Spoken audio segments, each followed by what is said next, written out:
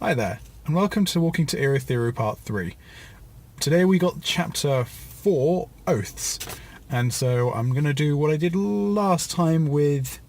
I'm going to get the epigraphs, and I'm just going to say those all at once, and then I'm only going to cover Chapter 4, because I've only done Chapter 4 so far, and had some complaints about the episode being a bit long last time, so I'm hoping to cut that down.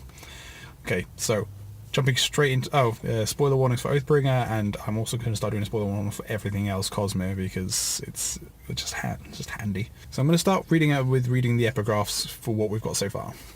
I know that many women who will read this will see it only as further proof that I am a godless heretic everyone claims. I can point to the moments when I decided for certain this record had to be written. I hung between realms, seeing into Shadesmar, the realm of the Spren, and beyond. I thought that I was surely dead. Certainly, some who saw further than I did thought I had fallen. Now, I'm going to say now that I think that the Sunmaker is a lot less likely to be the person who wrote Oathbringer at this point, because it talks about hanging between the physical realm and the cognitive realm, and because of this, I don't think that even if the Sunmaker was a Proto-Radiant, like, I think the hierarchy was 300 years ago, I think is the average kind of guess, but I might be mixing that up with something else. And so I don't think he would have been jumping between Shadesmar and the physical realm. I think that's less likely than someone who is currently a Radiant like Dalinar, and I think Dalinar is a lot more likely now. But in fact, a few people have suggested this, but I believe it was PageRunner who first said it. I saw suggest it, was that it's actually Jasna, or Yasna. Yeah, Yasna sounds better. Yasna who wrote this account, because she obviously is jumping in and out of the cognitive realm, physical realm. I'm pretty sure she herself has used the words godless heretic before. That's what people think of her, which is what people think of her. So that's why I'm thinking that Jasna has become...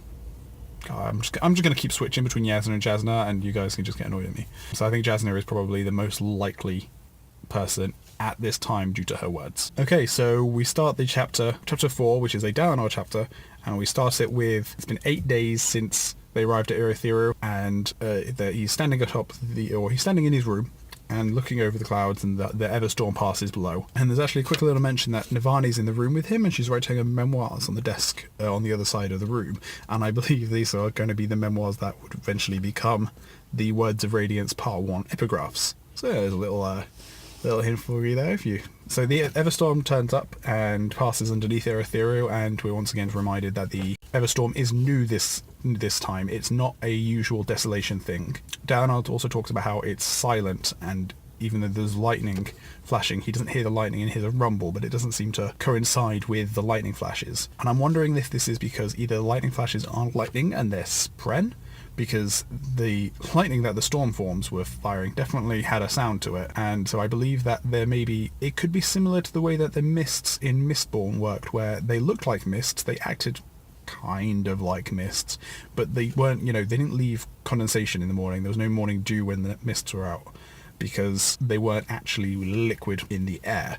And so I'm wondering if this storm is something similar, where it's not actually a storm, it's not actually lightning, it's just the appearance of lightning and a storm. So Dalinar, whilst looking at the storm, gets visions of the devastation that it's wreaking across Shinovar being wrecked by the storm. I think because Urithiru is quite near the centre of Roshar, he sees not many other places, but he definitely sees it, wrecking things. And when Dalinar asks the Stormfather, "Hey, whoa, that was weird. Did I actually just have a vision right there?"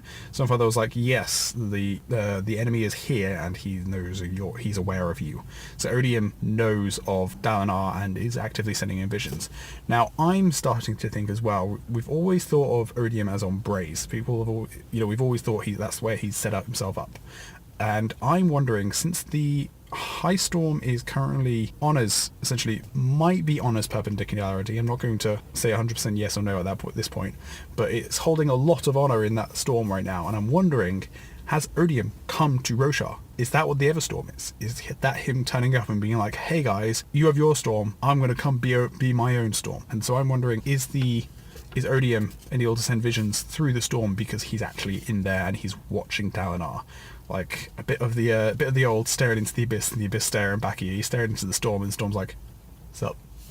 And then we have Navani and Dalinar then talk about getting married, and Rushu is mentioned again, and so Rushu is already on my list.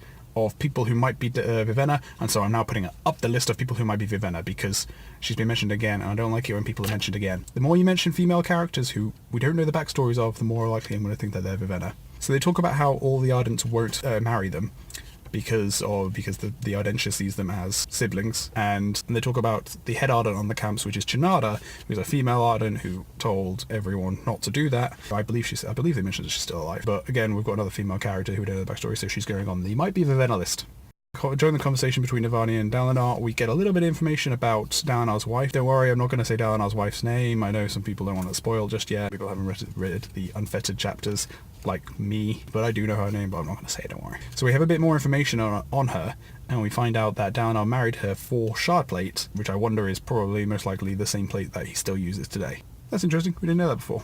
It's at this point that Dalinar then reveals to Navani that he has actually zero memory of his wife whatsoever, which is quite the scene. I got a little bit emotional at this scene, because this is a big step for Dalinar to actually finally admit this.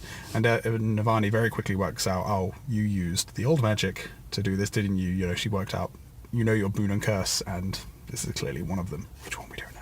We also get a bit of information on Dalinar, the circumstances around Dalinar's wife's death, where it seems what happens is the city was in revolt, she was kidnapped, and then Dalinar did something. Let me read you the quote. Something about a city in rebellion against my brother and my wife being taken hostage. That, and a long march alone, accompanied by hatred and the thrill. He remembered those emotions vividly. He'd brought vengeance upon those who had taken his wife from him. And so I'm like, what did Dalinar do? Why was he... What is a long march alone through a city that's revolting, him taking vengeance on those he blames for his wife's death? Did he just march through, I assume, Kholinar? Did he just march through Kholinar and just murder his way to wherever the people who took his wife captive were? Did he just... This is a scary-ass passage, and, you know, I'm a little bit like, oh, the Blackthorn is all, like, in that flashback. We're like, yeah, the Blackthorn, but I feel like by the end of this book, we're going to be like, fuck, man, the Blackthorn. So at the end of this conversation, Navani and Dalinar agree to get married by the Stormfather, which is fair enough. It's something you can do. Apparently Voridism just requires the oaths be witnessed by someone at some point. They take some lifts up to the roof because Urithiru has lifts. You can take some lifts. There's only a couple operating. There's only a handful operating out of the apparently dozens there are there. I'm sure when Lift turns up, she's not going to be very happy that there's already a bunch of her there, but you know. Whilst riding up the lifts, we get another description of Urithiru. I'm not really going to get into it, just because it was confirmed that we're going to get some artwork of what Urithiru looks like, and so I'm not going to bother going into it, because I don't really see the need to. There is, however, the description of a large window, which takes up a large portion of the upper tiers of Urithiru, and the large window is pointing towards the origin, and I'm wondering, is this window symbolic, or is there something there that they can see normally? And I'm wondering, maybe the moons rise from the origin? I don't know if that's ever been talked about. So I'm wondering if that big window serves a purpose, or whether it's just symbolic of, look, it's the origin of where the storms come from. And so whilst taking this lift up to the roof to get married, Dalinar is getting a little bit nervous about getting married, and I mean, I feel you, man. I'm getting married next year, and so reading him getting nervous about getting married was like setting all off the alarm bells in my head, where I'm like, oh yeah, some scary stuff. And so he talks to the Stormfather to help, calm his nerves. And Stormfather talks about true spren and sub-spren, which I believe is the first time we've heard these kind of connotations given to different types of spren. And whilst I'm not a huge fan of the names, it could just be, the Stormfather's opinion on, spren which can talk, like, honor spren, and spren which don't, like wind spren. So I'm assuming that's kind of like, you have your honor spren and you have its sub spren, like wind spren, and you'd have like your cultivation spren, and then you'd have like life spren, maybe would be the sub spren of cultivation spren.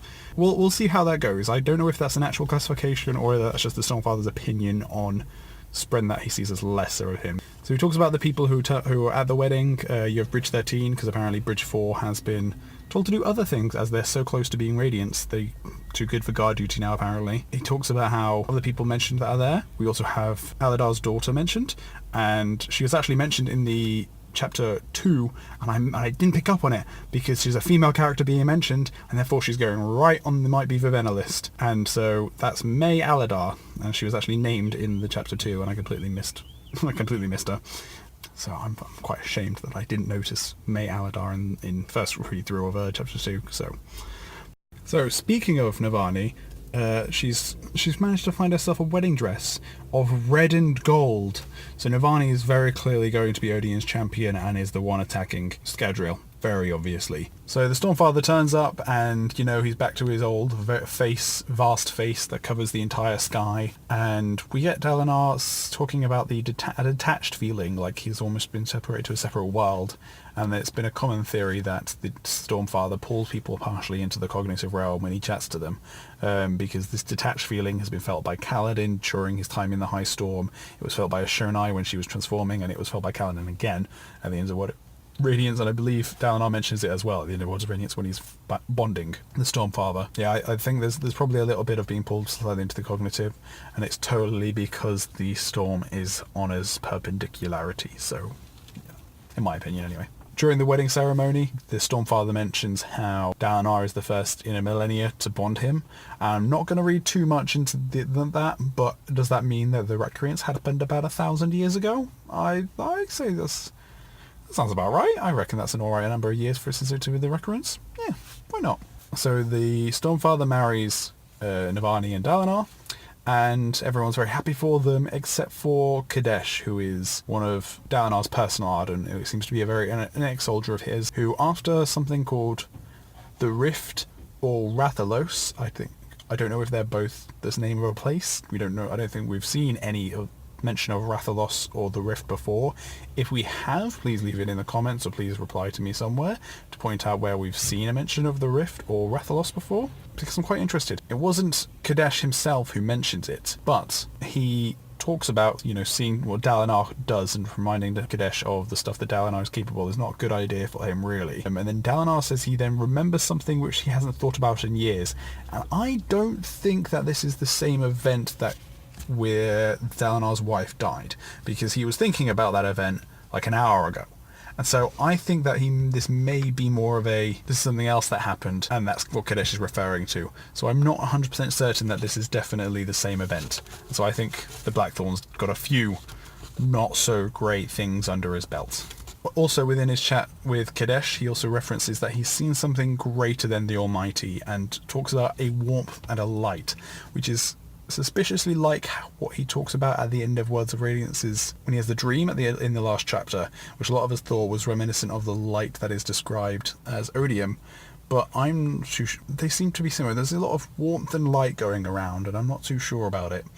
And and that's the end of the chapter. While a lot happened, I don't know if there's much for me to theorize on. I mean, I've kind of included all my theories about everything, and so who knows. I'll do the next few chapters in the coming days. And they're Kaladin chapters. I'll probably do them together as one. Cool. Thank you for joining me with Walking to Urithiru.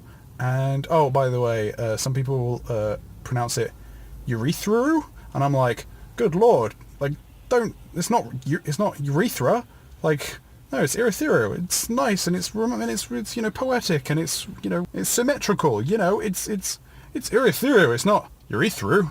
Ugh. Anyway. Thank you for joining me, and I'll see you next time on Walking, so we can continue walking to Urithiru. Bye.